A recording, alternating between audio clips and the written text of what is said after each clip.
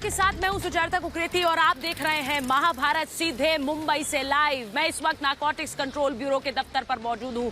वही narcotics control bureau जिसने अनन्या पांडे को सोमवार को फिर से समन किया है और वहीं मंगलवार को आर्यन खान की जमानत पर उनके भविष्य पर फैसला बॉम्बे हाई कोर्ट में हो रहा है। लेकिन इस सब के बीच, एनसीबी की इस लड़ाई के बीच ऐसी खामोशी है जो शोर बनकर सवालों के रूप में सामने आती है।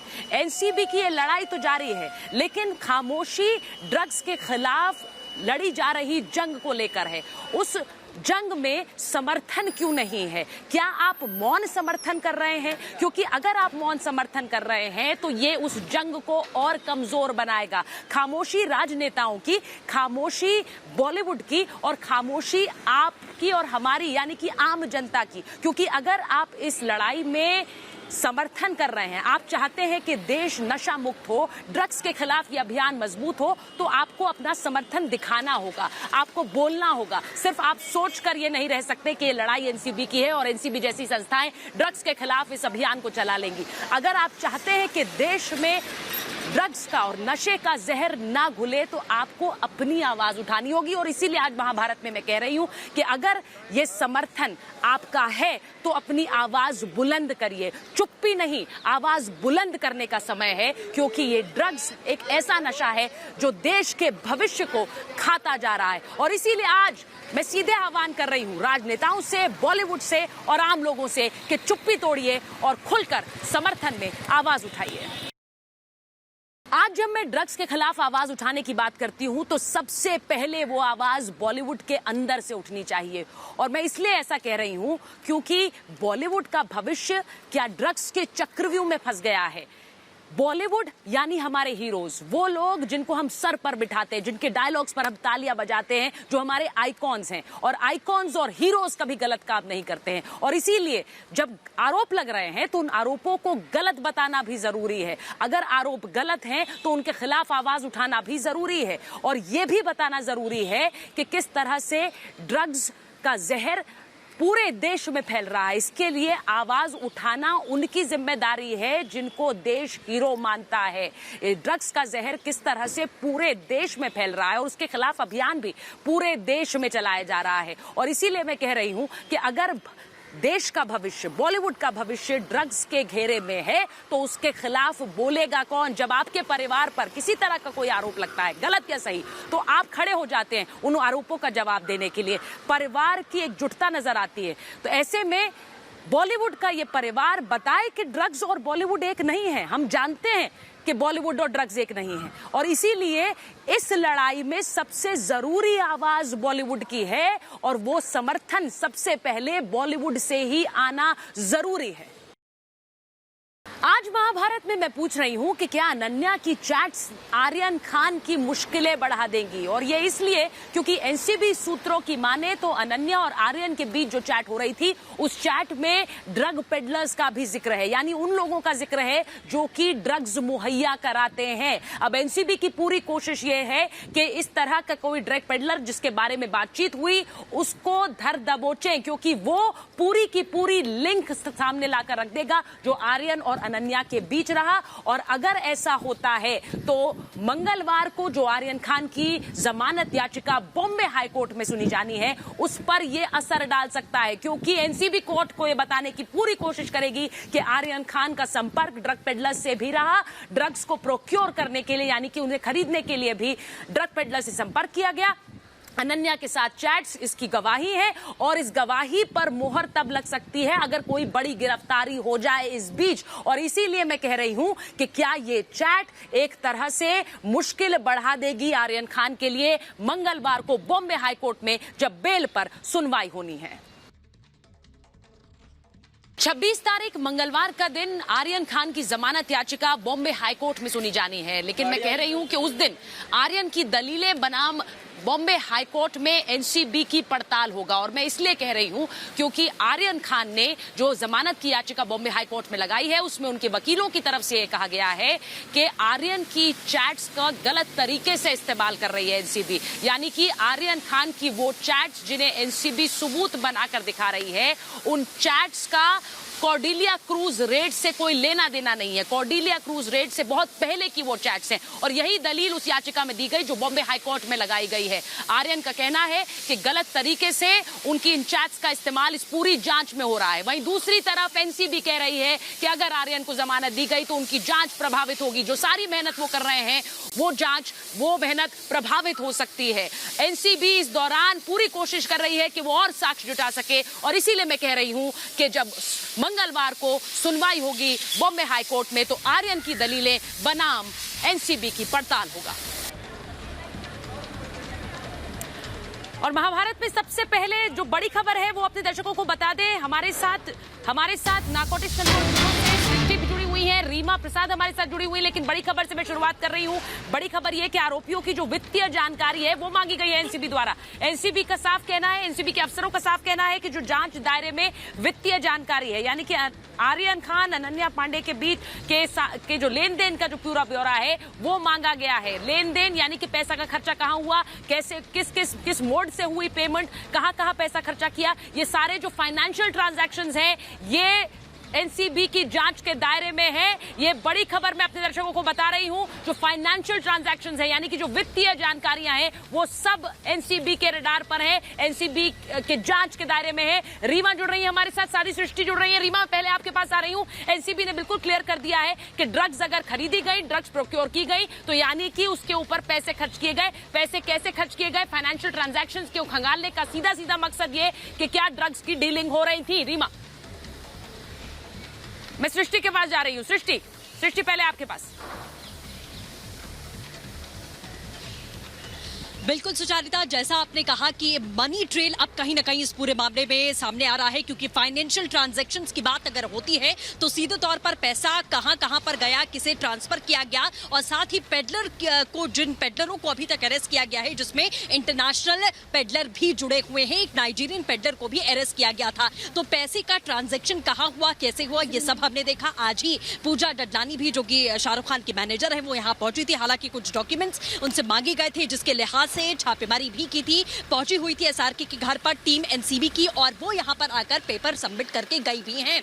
लेकिन ये भी कहा गया है सीधे तौर पर समीर वानखेड़े एनसीबी की ओर से, ये तमाम बातें अब निकलकर सामने आ रही हैं कि सिर्फ एक या दो नहीं, अनन्या पांडे, आर्यन खान नहीं, बल्कि तमाम जो 20 लोगों की अरेस्टिंग इस पूरे मामले में हुई है, सभी के फाइनेंशियल ट्रांजैक्शन जो है जांचे जाएंगे, परखे जाएंगे, एक दूसरे से कनेक्शन कितना है, ये तमाम चीजें निकलकर सामने आएंगी और इन्वेस्टिगेशन अभी और ज्यादा आगे बढ़ने वाली है, जिससे हम ये मान सकते हैं कि ये तमाम चीजें जो है वो 26 तारीख को होने वाली सुनवाई पे सीधे असर डालने वाली है क्योंकि अनन्या पांडे से जो पूछताछ 25 तारीख को होगी उसमें भी देखना होगा। हालांकि अभी तक ये बात सीधे तौर पर कही जा रही है कि उन्हें एक आरोपी के रूप में देखना बिल्कुल गलत होगा। एनसीबी बार-बार ये बात कह रही कि पूछताछ के लिए उनको बुलाया है, लेकिन अब 25 तारीख को जो पूछताछ होगी, आप बिल्कुल सही कह रही है सृष्टि, क्योंकि अगर किसी तरह का कोई भी सवाल है और ड्रग डीलिंग को लेकर सवाल है तो ड्रग डीलिंग को लेकर सवाल वित्तीय दायरे में आएंगे क्योंकि अगर आपने पैसे खर्च किए हैं, पैसे का लेन देन कैसे हुआ है, फाइनेंशियल ट्रांजैक्शंस कैसे हुआ है, ये एनसीबी डे 1 से कह रहा है।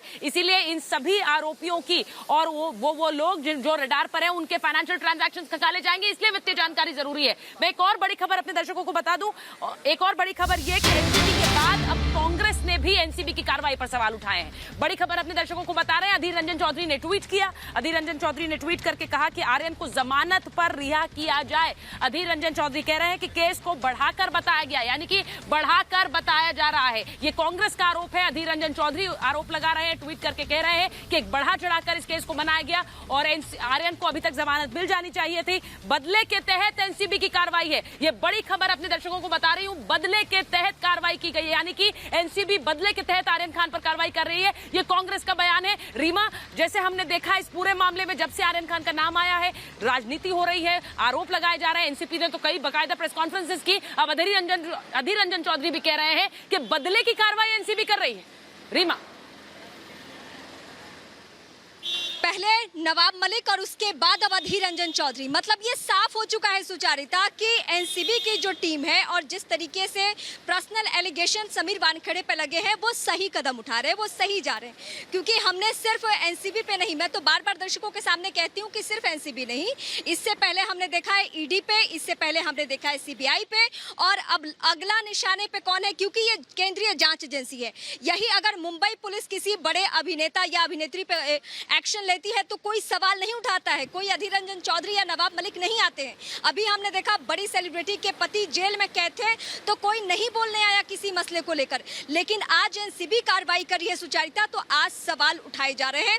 वो मंशा क्या है, देश के सामने ऐसे लोग उजागर हो चुके हैं, उनकी बातें क्लियर है, साफ है कि राजनीति ही मकसद है और चर्चा में रहना ही मकसद है। एक खास किस्म के लोगों का आकर्षण, उनका वोट हासिल हो जाए, वो उनके जनाधार में शामिल हो जाए, ये अमूमन कोशिशें होती रहती है। और इसी जद में आकर वो क्या करते हैं, मैं तो ये कह रही हूँ सुचारिता कि सिर्फ एनसीबी पे ये सवाल नहीं है, ये सवाल कोर्ट पे है, क्योंकि मजिस्ट्रेट कोर्ट और उसके बाद एनडीपीएस कोर्ट और अब ये मामला हाई कोर्ट में जा चुका है। अगर हाई कोर्ट में भी बेल खारिज हो तो क्या आप कहेंगे कि हाँ ये कार्रवाई ठीक नहीं हो रही है, ये बदले की कार्रवाई है? यानी आप साथ ही साथ कोर्ट के भी नियम कायदे कानून पर सवाल उठा रहे हैं। आप कोर्ट से ऊपर हैं इस देश में, आप किसी केंद्रीय जांच एजेंसी को नहीं मानते हैं, आप कोर्ट को नहीं मानते हैं, आप किसको मानते हैं? कौन है इस देश में जिसको मानते हैं? कल को सुप्रीम कोर्ट में मामला जाएगा, आप सुप्रीम कोर्ट के भी जजमेंट पे सवाल उठाएंगे। बेल खारिज होने के पीछे आधार तो है, तो फिर बदले की कार्रवाई की बात कहां से आ गई? अगर इस तरीके से लोग बोल रहे हैं तो सिर्फ और सिर्फ उनको सियासी फायदा उठाना है, और सियासी फायदा उठाने के लिए कौन इस वक्त मिला हुआ है?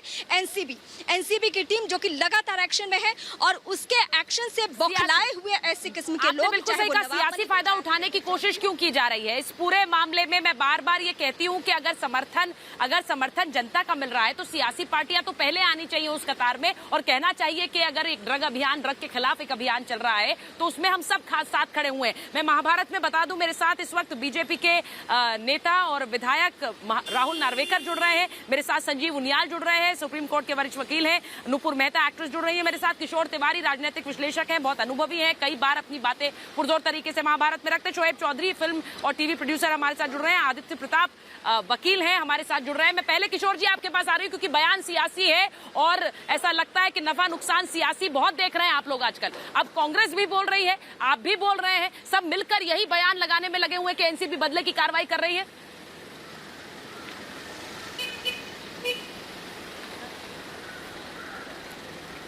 ये सिंसियर एक्शन है और हमारा परसेप्शन ये है कि वो एक करप्ट ऑफिसर है और वो एनसीबी में एनडीपीएस एक्ट का मिसयूज कर रहे हैं, और मिसयूज करके उन्होंने इनोसेंट विक्टिमाइजेशन पहले समीर खान का किया, अभी वो आर्यन खान का कर रहे हैं, और ये फिरौती वसूल करने वाला अधिकारी है। ऐसे हमने जो आरोप लगाए उसकी भी इंक्वायरी होनी चाहिए।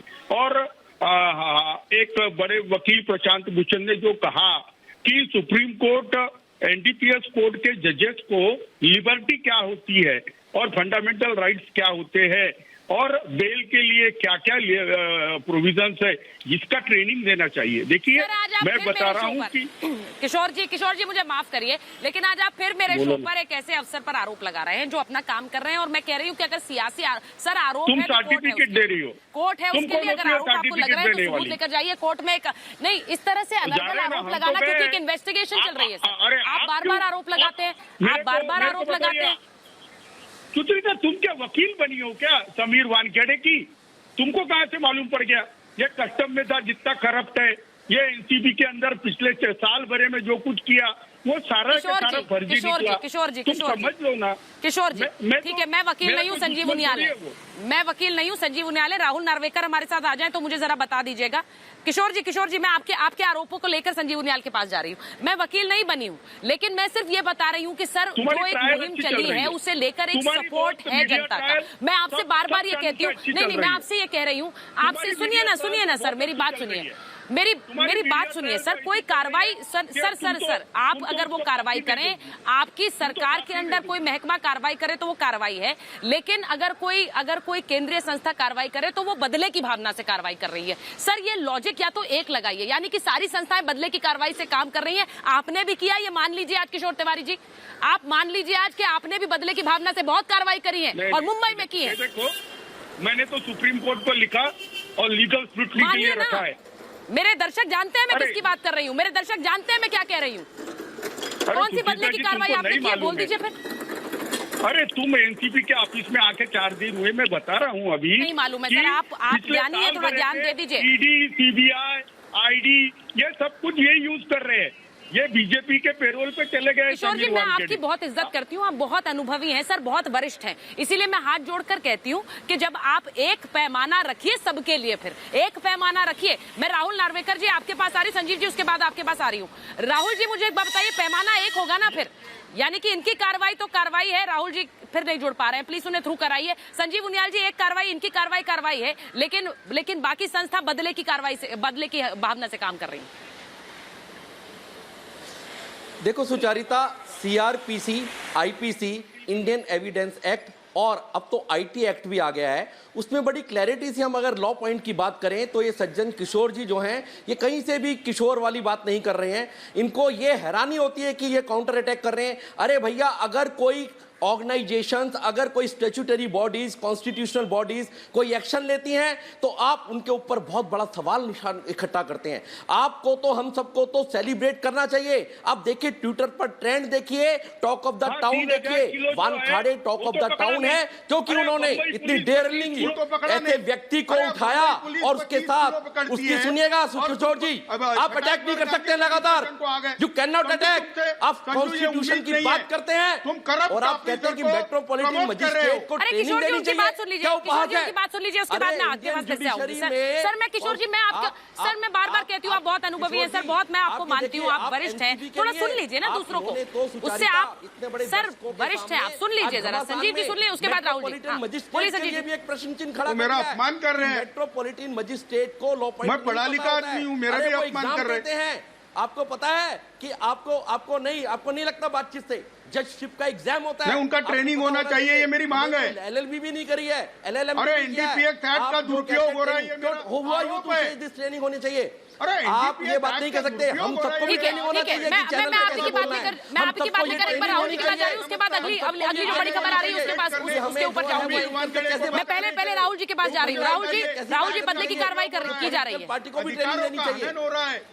ठीक है, बड़ी खबर ले लीजिए इस वक्त। जो बड़ी खबर आ रही है मैं अपने दर्शकों के पास उसमें जा रही हूँ। ड्रग्स मामले से जुड़ी बड़ी खबर, ये कहा जा रहा है कि सप्लायर्स को जानती है अनन्या, ये सूत्रों के हवाले से कहा जा रहा है। ये उन्होंने अपने जो ड्रग्स चैट है उस ड्रग्स चैट में सप्लायर्स के बारे में बात हुई है। ये बड़ी खबर अपने दर्शकों को बता रही हूँ। आर्यन को 1-2 बार ड्रग्स दिलवाई, ये भी कहा जा रहा है। सूत्रों के हवाले से जो खबर हमारे पास आ रही है मैं अपने दर्शकों को वही बता रही हूँ। सृष्टि हमारे साथ जुड़ी हुई है। सृष्टि, जो बात हमारे पास सूत्रों के हवाले से खबर हमारे पास आ रही है, जिन चैट्स को लेकर अनन्या को ग्रिल किया जा रहा है, एक बार फिर उन्हें सोमवार को बुलाया गया है। उन सूत्रों के हवाले से कहा जा रहा है कि अनन्या उन चैट्स में ड्रग डीलर्स से भी बात करने की बात कह रही है और यही सबसे बड़ा मुश्किल का सबब बन गया है। सृष्टि,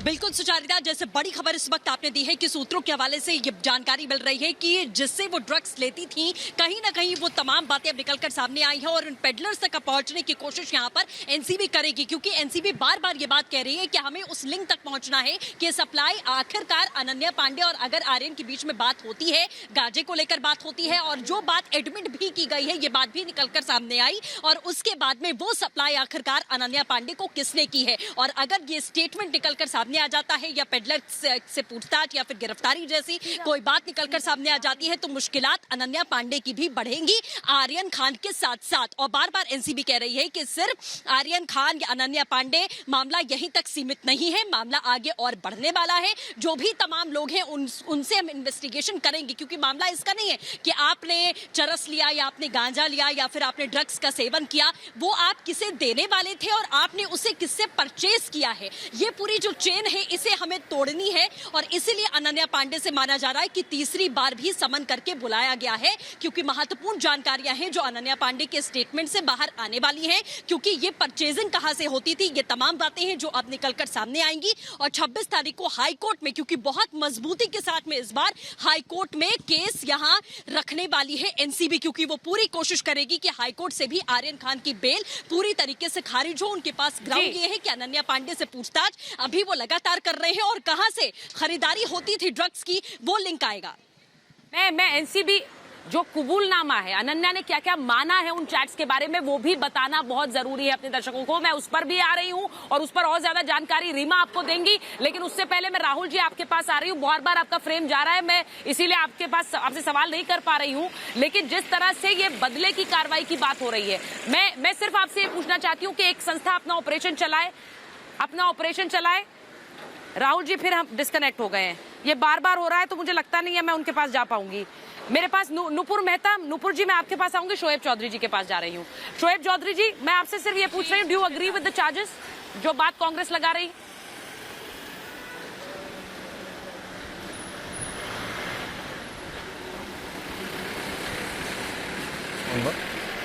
शोएब जी आपको आवाज आ रही है मेरी? स्टैंड क्लियर कर दूं कि जो भी अधिकारी के परिवार को जी आ रही है, अधिकारी के परिवार पे जो उंगलियां उठाई गई है, मैं उसका बिल्कुल फेवर नहीं करता, और साथ साथ ये भी मानता हूं कि अधिकारी के परिवार को भी उन सवालों का जवाब नहीं देना चाहिए, क्योंकि उससे कॉम्प्लिकेशन बढ़ते हैं।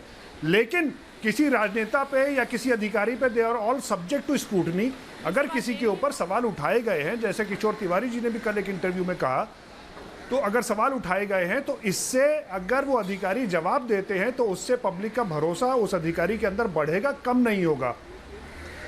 और हाई कोर्ट की बेल ऑर्डर में जो समीर खान का बेल ऑर्डर हाई कोर्ट से आया है, उसे देखने के बाद तो ये और ज्यादा वाजिब हो जाता है कि उन सवालों का जवाब दिया जाना चाहिए।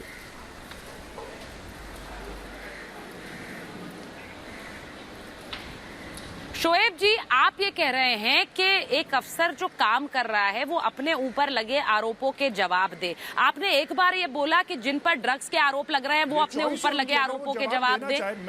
मैं सिर्फ पूछ रही हूँ आपसे सर। अगर वो उनकी चॉइस नहीं, तो सर वो पहले सवाल आना चाहिए। ये अगर वो उसका जवाब देंगे तो लोगों का भरोसा उनके अंदर बढ़ेगा। सर वो देंगे, लेकिन ये पहले वो तो देंगे, लेकिन अगर कोई सवाल उठे हैं, तो जवाब देना, they are subject to scrutiny. जिस तरह किसी राजनेता पर उंगली उठाए और उनसे जवाब मांगे जाते हैं, ये are public servants, they are also responsible for to the public to give answers. क्या प्रॉब्लम है भाई अगर सवाल उठाए जा रहे हैं? नहीं, आप बिल्कुल सही कह रहे हैं। मैं ये नहीं कह रही हूँ, मैं ये कतई नहीं कह रही हूँ नुपुर, मैं ये कतई नहीं कह रही हूँ कि अगर if you are a public servant तो आप स्क्रूटनी में नहीं आ सकते, आपसे कोई सवाल नहीं पूछ सकता। आप बिल्कुल सवाल पूछ सकते हैं, बल्कि मुझे तो कहना चाहिए कि पब्लिक सर्वेंट है तो ज्यादा स्क्रूटनी में है, आप पर सवाल उठाए जा सकते हैं। लेकिन अगर एक अफसर स्क्रूटनी में इसलिए है क्योंकि वो अपना वो काम कर रहा है। अब ये तो नहीं है कि वो अकेले काम कर रहे हैं, पूरी संस्था इन ड्रग्स के चार्जेस को लेकर काम कर रही है। ऐसा तो नहीं है कि एक अफसर काम कर रहा है। तो फिर जब वो ड्रग्स के चार्जेस एक पूरी संस्था उस पर काम कर रही है, आप बार बार आरोप लगा रहे हैं, तो आप वो आरोपों की सफाई दे। एरर भी हो सकता है, यानी कि ऐसे तो फिर कोई काम नहीं हो पाएगा किसी संस्था का। जब कोर्ट में ये कहा जाता है, बहुत लाजमी है कि वो अंडर स्क्रूटनी आ सकते हैं, क्योंकि बहुत जिम्मेवारी है उनके ऊपर। और मुझे लगता है कि इस तरह से बार बार उनके फैमिली को ट्रैक करके या उनकी पिक्चर्स निकाल के इंस्टाग्राम से बहुत ही डिफेम किया जा रहा है उनको। पूरे राष्ट्र को, सब लोगों को उनका सपोर्ट देना चाहिए। और जो ये सब लोग कह रहे हैं कि आर्यन को टारगेट किया गया, आर्यन को बॉलीवुड को टारगेट किया गया, मैं उनको एक बात बताना चाहती हूँ सुचरिता, कि सबसे पहले तो आर्यन खान बॉलीवुड का एक हिस्सा नहीं है, वो एक सुपरस्टार के बेटे हैं। और अगर उस दिन जब रेड हुई थी क्रूज पे, तो वहां पे ड्रग यूज का और जो भी लोग संबंधित है ड्रग से और नार्को टेररिज्म को हटाने के लिए उनके खिलाफ रेड किया गया था। कोई आर्यन के लिए नहीं। आर्यन होता उस क्रूज पे या नहीं होता, रेड फिर भी होती। अगर आर्यन को टारगेट करने के लिए रेड किया जाता तो रेड मन्नत पे होती। अगर बॉलीवुड या सेलिब्रिटीज को रेड करने के लिए टारगेट किया जाता तो जो पिछले साल करण जौहर के यहाँ पार्टी हुई थी जिसका वीडियो बहुत वायरल होता, तो ऐसे ऐसे घरों में होती रेड, क्रूज पे नहीं होती जहां पे 1500 और 1800 लोग थे। उनका टारगेट, एनसीबी का टारगेट, उनका मिशन बहुत बड़ा था। उनको जो भी बहुत बड़ा वो ड्रग रैकेट करने की बात थी। और वहां यही बात बार बार कही जा रही है, यही बात बार बार कही जा रही है कि बॉलीवुड बड़ा रैकेट है जिससे हम कंगालने की कोशिश कर रहे हैं। नुपुर जी, मैं एक बड़ी खबर अपने दर्शकों को बता दूं, उसके बाद मैं रीमा के पास जा रही हूँ। बड़ी खबर ये कि एनसीबी की पूछताछ में अनन्या ने क्या माना। सूत्रों के हवाले से, जो एनसीबी के सूत्रों के हवाले से खबर आ रही है वो ये कि वो उनसे पूछा गया, क्योंकि जो एक चैट आई सामने और गांजे को लेकर चैट आई, उनसे पूछा गया, उन्होंने कहा कि मैं इसके बारे में नहीं जानती हूँ। बड़ी खबर अपने दर्शकों को बता रहे हैं, उन्होंने कहा कि दोस्त गांजे को जॉइंट बुलाते हैं और 1 या 2 बार मैंने भी वो जॉइंट लिया है। ये खबर आ रही है कि अनन्या से, क्योंकि बार बार उन चैट्स को लेकर जिसमें नारकोटिक सब्सटेंसेस की बात हो रही है, अनन्या ने माना है कि उन्होंने 1-2 बार जॉइंट्स लिए क्योंकि दोस्त उसे जॉइंट्स बताते हैं। ये बात कही जा रही है, यही सूत्रों के हवाले से खबर आ रही है। और इसी तरह की चैट्स को लेकर फिर से सोमवार को सवाल होंगे। रीमा, जिस तरह का एक सफाई आई है, जो खबरें आ रही हैं हमारे पास के जॉइंट लिया और जॉइंट बुलाते हैं दोस्त, और ये जानकारी नहीं थी, ये सारे मुझे लगता है कि एक एक करके ऐसी कई और सफाइयां सामने आएंगी उस चैट को लेकर। रीमा, देखिए, जिसे सामान्य चैट वकील बता रहे थे और जिसे सामान्य बातें या मजाकिया बातें अनन्या बता रही थी, और अब ये जो सेफली बयान दे रही हैं, दरअसल हम अगर बहुत ही अच्छे तरीके से इसको एक्सप्लेन करें अपने दर्शकों के सामने तो समझ में आ जाएगा कि अनन्या ये खुद से नहीं बोल रही है, लीगल टीम के अकॉर्डिंग बोल रही है सुचारिता, क्योंकि वो कहती हैं कि मुझे गांजा और बीट के बारे में नहीं मालूम है, इस तरीके की बातें। इसके अलावा सुचारिता वो क्या कहती हैं, यहाँ समीर वानखेड़े की टीम के सामने बैठकर सवालों का सामना करते हुए वो कहती हैं कि मैंने 2 बार पफ का इस्तेमाल किया है, लेकिन दोस्तों के कहने पे किया है, यानी कहीं भी वो खुद को फ्रंट पे नहीं रखती हैं। वो कहती हैं कि दोस्तों के कहने पे कर लिया। वो दोस्त कौन है, वो कौन सी पार्टी है, उसमें किस किस चीज़ का इस्तेमाल हुआ, अगर गांजे का इस्तेमाल हुआ तो कौन लेकर आया, ये बहुत हल्के फुल्के सवाल हैं, लेकिन ये सवालों से वो फंस सकती हैं। इसीलिए अभी तक जितना हम सबको समझ में आ रहा है और जितना मैं और डिटेल निकाल पा रही हूँ, उससे यही समझ में आ रहा है कि अनन्या बहुत संभल कर, बहुत फूंक कर कदम उठा रही है। और वो ये सारी कवायदे किस लिए है, ये सारी तरकीबें किस लिए है कि वो फंसे नहीं,